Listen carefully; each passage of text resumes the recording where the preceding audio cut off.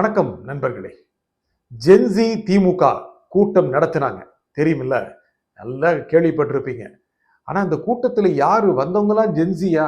ஜென்சின்னா யாருங்க? 18 இருந்து 23 வயசு 24 வயசு இருக்கிறவங்க மட்டும்தானா ஜென்சி? இவங்கெல்லாம் மொத்தமுமா போய் அப்படியே திரு விஜய் அவர்களுக்கு ஓட்டு போட்டுட்டாங்க. இப்படிதாங்க திமுக நினைச்சு தன்னை ஏமாத்திக்குது. திமுக செய்யாத சோசியல் மீடியா பிரச்சாரமா? தேர்தலுக்கு முன்னால எந்த சோசியல் மீடியா திறந்தாலும் திமுக விளம்பரங்கள் தானே வந்துட்டு இருந்தது. திமுகவுடைய ஆதரவு கொடுக்கப்பட்ட, திமுகவுடைய ஆதரவு பெற்ற, திமுக பின்னணியில் இருக்கின்ற ஊடகவியலாளர்கள், பத்திரிகையாளர்கள், ஊடகங்கள் முழுக்க நிரம்பி இருந்தாங்கல்ல.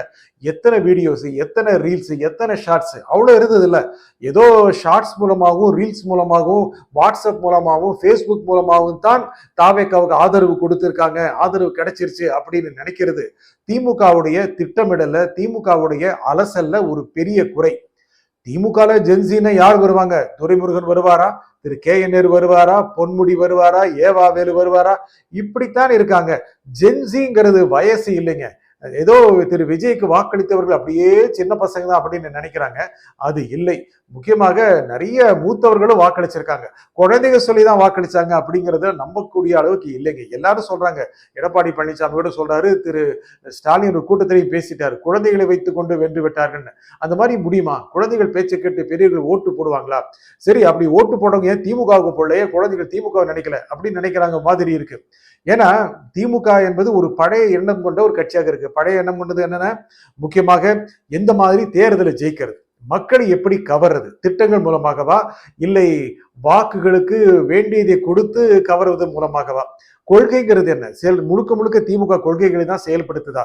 ஆனா அந்த கொள்கைகளை செயல்படுத்துவதற்கு தேர்தலில் செயல்படுத்தப்படுகின்ற நடைமுறைகள் என்ன? உங்களுக்கு தெரியும். திமுக அண்ணா திமுக வாக்காளர்களுக்கு பணம் கொடுத்ததாக புகார்கள் உண்டு. சரி, ஓட்டு போட்டுருவாங்க அப்படின்னு நினைச்சாங்க போல இருக்கு. தூய்மையான ஆட்சி கொடுப்பாரா அப்படின்னு விஜய் பத்தி நினைச்சுதான் திரு விஜய்க்கு மக்கள் வாக்களிச்சாங்க. மாற்றம் வந்துருமா? நிறைய பேர் கேட்கறாங்க. 15 நாள்ல மாற்றம் வந்துருச்சா? ஒரு மாசத்துல மாற்றம் வந்துருச்சா? மாற்றம்ங்கிறது என்னங்க? ஒரே நாள்ல பட்டன் போடுற மாதிரி நினைக்கிறதா? இல்லையே.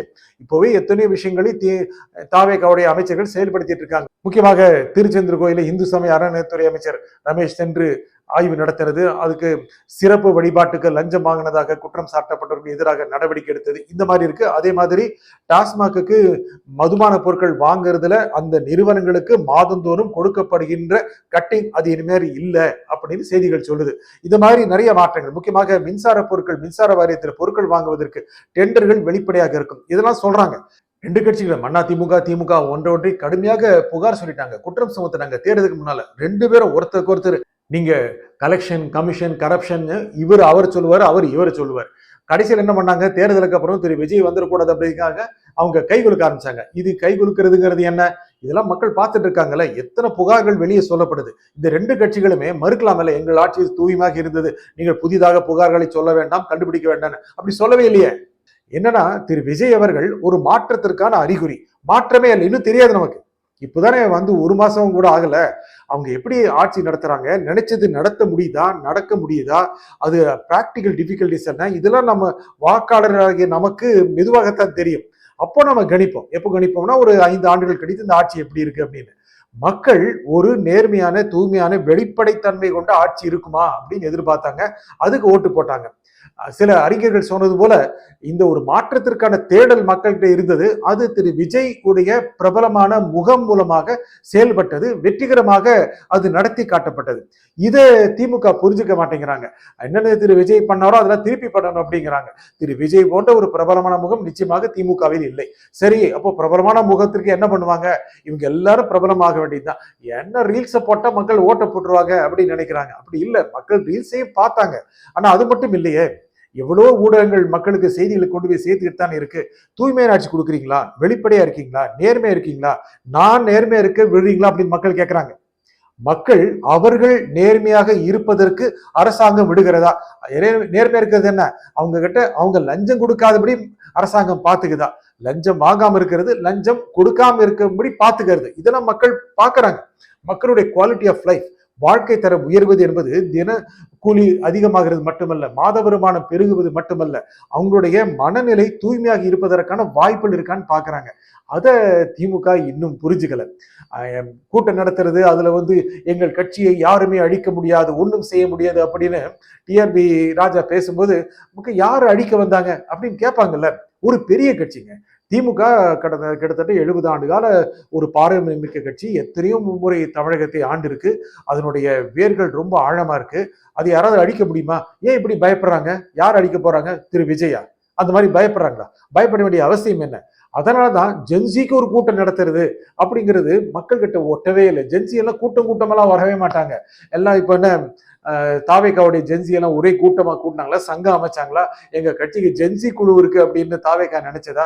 ஜென்சி நிறைய பேர் முன்னாடி போனாங்க. அந்த ஜென்சிங்கிறது ஒரு மாற்றத்திற்கான தேடல் கொண்டவங்க, தாகம் கொண்டவங்க. அவங்கள போய் நீ வாங்க நீங்களும் ஜென்சி ஆயிருங்க அப்படின்னு சொல்ல முடியாதுல்ல. திமுக அதை தான் பண்ணாங்க. திமுக எல்லாரும் வாங்க ஜென்சி எல்லாம் வாங்க. யார் வந்தாங்க? மூத்த தலைவர்களுடைய பேர பிள்ளைகள் வந்தாங்க. சில மூத்த தலைவர்களும் இருந்தாங்க. இவங்கெல்லாம் சேர்ந்து ஒரு ஜென்சிக்கான மாற்றத்தை கொடுவாங்களா? அப்படி இல்லை. மனநிலை மாற்றத்தை கொண்டு வர முடியுமா? அதை செய்யாம ஜென்சி அப்படிங்கிறது இது என்னன்னா செல்ஃபே எடுக்காத ஜென்சி ஆகி போச்சுங்க. வண்டி செல்ஃபே எடுக்கல. அதனாலதான் பெருசுங்கெல்லாம் பேசிட்டு போயிட்டாங்க. இன்னும் சின்ன சின்ன இளைஞர்களை கொண்டு வந்து இருக்கலாம், கொண்டு வந்து பேசுறதில்ல. முழங்கிய இளைஞர்கள் கூட நாங்கள் பெரியார் வழியில் வந்தவர்கள், பெரியாரின் பேர பிள்ளைகள் இப்படி சொல்றதன் மூலமாக ஓட்டு வந்துடாது. மக்கள் அப்படிப்பட்ட பேச்சுக்காக வரவே இல்லை. அந்த மாதிரி ஒரு பேச்சு பழைய காலத்து பேச்செல்லாம் இல்லை. முதல்ல அந்த கூட்டங்களை பெரியோர்களே தாய்மார்களே சொல்றதை நிறுத்தினாவே போதும். முதல்ல அதை நிறுத்துவாங்களாங்கிறது தெரியல. நேரம் அதை பார்க்கணும். மக்களுடைய உண்மைகள் என்னங்கிறது நேரடியாக பேசணும். அதை பேசாம நாங்கள் ஜென்சிக்காக கூட்டம் நடத்துவோம், எல்லா தமிழகம் முழுக்க எல்லாரும் ஒரு இன்ஸ்டாகிராம் அக்கௌண்ட் ஆரம்பிச்சுக்கங்க, டெய்லி அதுல பேசுங்க அப்படின்னா என்ன பேச போறீங்க? இது வரைக்கும் இல்லாத என்ன மாத்த போறீங்க? பதற்றத்தை காண்பிக்காதீர்கள் திமுகவினரே அப்படின்னு மக்கள் நினைக்கிறாங்க, ஜென்சி நினைக்கிறாங்க. ஏன் பதறீங்க? வந்தோடனே என்ன பண்ணிருக்கணும்? திமுக ஆட்சிக்கு வருகிறார்களா, ஆளை விட்டுட்டு பார்க்கணும்னு நினைச்சிருக்கணும். நேரா போய் அதிமுக கூட்டணி வைக்க ஏன் நினைக்கணும்? மக்களுக்கு தெரியுதுல்ல, எத்தனை தலைவர்கள் பேசிட்டாங்க, இல்லைன்னு மறுக்க முடியுமா? மக்களுக்கு தெரிஞ்சு போச்சே. என்னப்பா திமுக அதிமுக எதிர்த்து போட்டி போட்டாங்க, அவங்க 2 பேரும் திரு விஜய் வரக்கூடாதுங்கிறதுக்காக கைகோர்ப்பாங்களா அப்படின்னு மக்கள் யோசிக்க வச்சுட்டீங்கல்ல. இது எந்த ஜென்சி எரேஸ் பண்ண போறாங்க? அந்த மாதிரி யோசிக்கல அப்படின்னு. நீங்க ஜென்சி நிறைய அதிமுக இருக்காங்களாங்கிறதே சந்தேகம். திமுக இளைஞர் படை ஒன்று இருக்கு, தாவேக்கால ஏகப்பட்டது இருக்கு. அதிமுக இல்லவே இல்லை. வேணும்னா திமுக அதிமுகவும் ஒரு ஜென்சி கூட்டம் நடத்துறதுக்கு ஹெல்ப் பண்ணலாம். ஏன்னா எப்படி இருந்தாலும் எதிர்காலத்துல கை கோர்க்க மாட்டாங்கன்னு என்ன நிச்சயம் இருக்கு? இப்ப தேர்தல் வருது, இடைத்தேர்தல் வருது, அதற்காக திமுக தயாராயிட்டு இருக்கு. அதுலயும் நிறைய போட்டிகள் இருக்கு. யாரு போட்டி போடுறது? திருச்சி கிழக்குல யார் போட்டி போடுறது?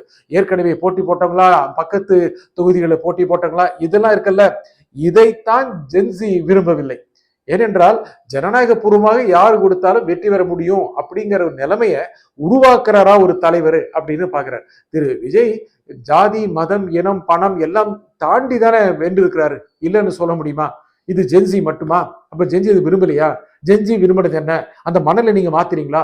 வரப்போகிற தேர்தலில் மக்களுக்கு நேரடியாக பேசி வெற்றி பெற முடியுங்கிற ஒரு அமைப்பை உருவாக்க முடியுமா? திமுக உருவாக்குதா? வாக்காளர்களுக்கு பணம் கொடுக்க வேண்டிய அவசியம் இல்லை என்ற மனநிலைக்கு எப்பொழுது திமுக வரும்? எப்பொழுது அதிமுக வரும்? அதற்கான தயாரிப்புகள் வரும் பொழுது ஜென்சிக்கு தனியாக கூட்டமே போட வேண்டாம், தானா ஜென்சி வரும். நன்றி, வணக்கம்.